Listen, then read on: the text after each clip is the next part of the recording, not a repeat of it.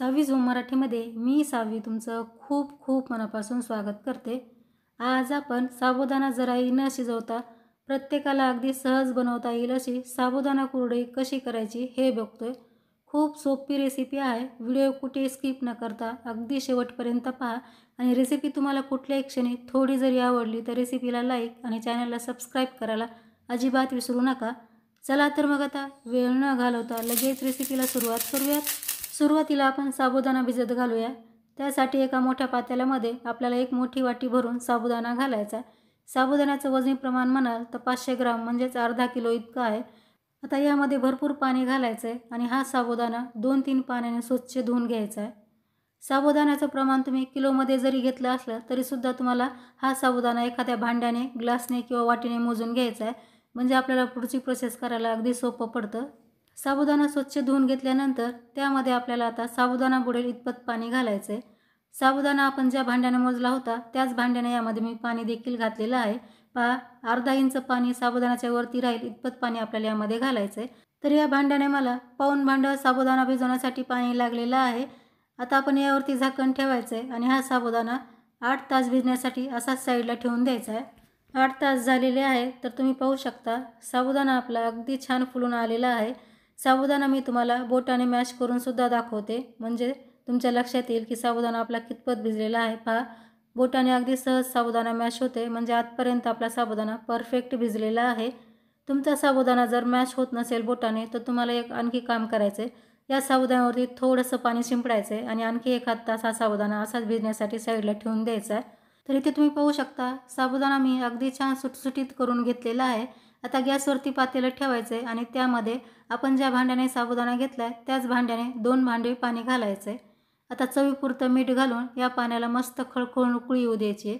तर तुम्ही पाहू शकता पाण्याला अगदी खळखळून उकळी आलेली आहे। आता गॅस बंद करून हे पाणी आपण साबुदाण्यामध्ये टाकून घ्यायचं आहे। संपूर्ण पाणी यामध्ये घालायचं आहे। असं उकळतं पाणी साबुदाण्यामध्ये घातल्यामुळे साबुदाणा छान शिजल्यासारखा होतो आणि कुरडई तळल्यानंतर मग खायला मस्त खमंग खुसखुशीत लागते। आता हे पाणी आपण यामध्ये छान मिक्स करून घ्यायचं आहे। तर तुम्ही इथे पाहू शकता साबुदाणा आपला या पाण्यामध्ये छान बुडालेला आहे। इतपतच आपल्याला यामध्ये पाणी घालायचं आहे। साबुदाण्याच्या खूप जास्त वरती येईल इतकं पाणी आपल्याला यामध्ये घालायचं नाही, नाहीतर आपला साबुदाण्याचा चीक पातळ होण्याची शक्यता असते। आता यावरती झाकण ठेवून हा साबुदाणा भिजण्यासाठी रात्रभर असाच साईडला ठेवून द्यायचा आहे। आता दुसऱ्या दिवशी झाकण काढल्यानंतर साबुदाणा आपल्याला चमच्याने परत असा छान मोकळा करून घ्यायचा आहे। तुम्ही पाहू शकता साबुदाण्याचा प्रत्येक दाणा दुप्पटपेक्षाही मोठा झालेला आहे, म्हणजेच आपला साबुदाणा इथे अगदी छान फुललेला आहे। साबुदाणा आपला छान शिजल्यासारखा दिसतोय। अशाच प्रकारे आपला हा साबुदाणा भिजला गेला पाहिजे, तरच आपली कुरडई मस्त हलकी आणि खुसखुशीत बनते। आता सर्व साबुदाणा आपण अशाच प्रकारे मोकळा करून घ्यायचा आहे। आता इथे मी पुरणाची चाळणी घेतली आणि त्याखाली एक मोठं भांडं ठेवलंय। आता या चाळणीने आपण हा साबुदाणा मॅश करून घ्यायचा आहे किंवा बारीक करून घ्यायचा आहे। तुमच्याकडे जर पुरण यंत्र असेल तर त्यामध्ये सुद्धा तुम्ही पुरणाची चाळणी लावून हा साबुदाणा बारीक करून घेऊ शकता। तुम्हाला ही माझी आजची रेसिपी थोडी जरी आवडत असेल तर रेसिपीला लाईक शेअर करा। चॅनलवरती तुम्ही पहिल्यांदाच आला असाल आणि चॅनल अजूनही सबस्क्राईब केलं नसेल तर मला सपोर्ट करण्यासाठी 6वी झूम मराठीला सबस्क्राईब करून समोरील बेल आयकॉनवरती क्लिक करा, म्हणजे माझ्या येणाऱ्या नवीन रेसिपीचं नोटिफिकेशन तुम्हाला सर्वात अगोदर मिळेल। आणि तुम्ही माझी रेसिपी कुठल्या शहरातून किंवा गावातून पाहताय हे देखील मला कमेंटमध्ये सांगा, म्हणजे मला कळेल की माझी रेसिपी कुठपर्यंत पोहोचली। आता सर्व साबुदाणा आपल्याला याच पद्धतीने बारीक करून घ्यायचा आहे। इथे तुम्ही पाहू शकता सर्व साबुदाणा मी बारीक करून घेतलाय। आकाशामध्ये पांढरे शुभ्र ढग असतात, अगदी तसाच आपला हा साबुदाण्याचा चीक तयार झालेला आहे। खूपच मस्त पांढरा शुभ्र हा चीक दिसतोय। इथे आपला चीक अगदी व्यवस्थित मिक्स झालेला आहे। आता लगेच आपण कुरडई बनवायला सुरुवात करूया। त्यासाठी इथे मी सोऱ्या घेतलेला आहे आणि त्याला कुरडईची प्लेट देखील लावली। तर खूप जास्त बारीक प्लेट आपल्याला याला लावायची नाही, मीडियम जी प्लेट असते शेव बनवण्याची ती आपल्याला इथे लावायची आहे, म्हणजे त्याने आपली कुरडई अगदी छान बनते। आता यामध्ये आपल्याला अशा प्रकारे चीक भरून घ्यायचा आहे। चीक भरताना चांगलं प्रेस करायचं आहे, मध्ये कुठेही गॅप ठेवायचा नाही, नाहीतर कुरडई मध्ये तुटू शकते।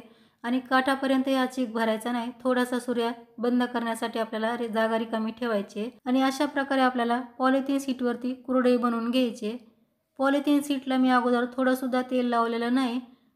तेल न लावता सुद्धा वाळल्यानंतर कुरडई अगदी सहज निघते आणि आपला चीकही खूप मस्त झालेला आहे। मला कुरडई पाडायला बिलकुल सुद्धा त्रास होत नाही। कुरडई तुम्ही तुमच्या आवडीप्रमाणे बनवू शकता, लहान मोठी, 1 वेड्याची, 2 वेड्याची. पण सध्या ऊन कमी आहे म्हणून मी 1च वेड्याची कुरडई बनवते, म्हणजे पटकन वाळतील. आणि कुरडया पहा अगदी सहज पडतायत. अशाच पद्धतीने आपण आता पटापट सर्व कुरडया बनवून घेऊयात. इथे तुम्ही पाहू शकता सर्व कुरडया मी बनवून घेतल्यात. खूप सुंदर पांढऱ्या शुभ्र आपल्या कुरडया तयार झालेल्या आहेत.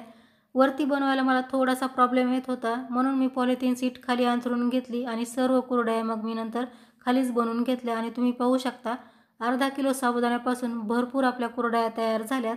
आता तयार कुरडया आपल्याला 2 दिवस कडकडीत उन्हामध्ये वाळवून घ्यायच्या आहेत. 2 दिवस मी कडकडीत उन्हामध्ये कुरडया वाळवून घेतल्यात आणि तुम्ही पाहू शकता अगदी मस्त पांढऱ्या शुभ्र आपल्या कुरडया तयार झालेल्या आहेत. आणि अर्धा किलो साबुदाण्यापासून भरपूर साऱ्या कुरडया तयार होतात.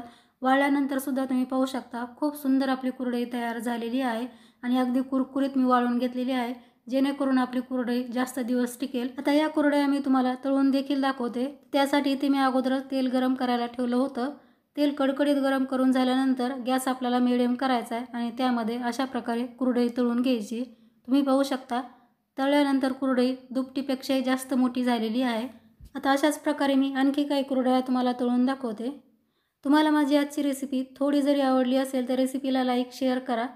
चॅनलवरती तुम्ही पहिल्यांदाच आला असाल आणि चॅनल अजूनही सबस्क्राईब केलं नसेल तर मला सपोर्ट करण्यासाठी आपल्या सावी झोम मराठीला सबस्क्राईब करून समोरील बेल आयकॉनवरती क्लिक करा, म्हणजे माझ्या येणाऱ्या नवीन रेसिपीचं नोटिफिकेशन तुम्हाला सर्वात अगोदर मिळेल. आणि त्याचबरोबर तुम्हाला उन्हाळी रेसिपीमध्ये कुठली रेसिपी आपल्या चॅनलवरती पाहायला आवडेल हे देखील मला कमेंटमध्ये सांगा, म्हणजे तुमची आवडती रेसिपी मी तुमच्यासोबत लवकरच शेअर करण्याचा नक्की प्रयत्न करेल.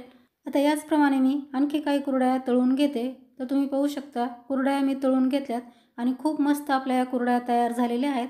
गव्हाच्या कुरडयाप्रमाणेच या कुरडया दिसत आहेत आणि चवीला सुद्धा या कुरडया खूप टेस्टी लागतात. आणि बिलकुल सुद्धा या कुरडया तेल पीत नाहीत, म्हणजेच बिलकुल कुरडया तेलकट होत नाहीत. तर तुम्ही सुद्धा आता या सोप्या पद्धतीने साबुदाणा जराही न शिजवता या कुरडया करून पहा आणि कशा झाल्या हे मला कमेंटमध्ये नक्की सांगा. आणि रेसिपी तुम्हाला आवडल्यास रेसिपीला लाईक शेअर करून चॅनलला सबस्क्राईब करायला सुद्धा विसरू नका. तर लवकरच भेटू आणखी एका अशा छानशा रेसिपीसह. तोपर्यंत मस्त खा आणि हेल्दी राहा. धन्यवाद.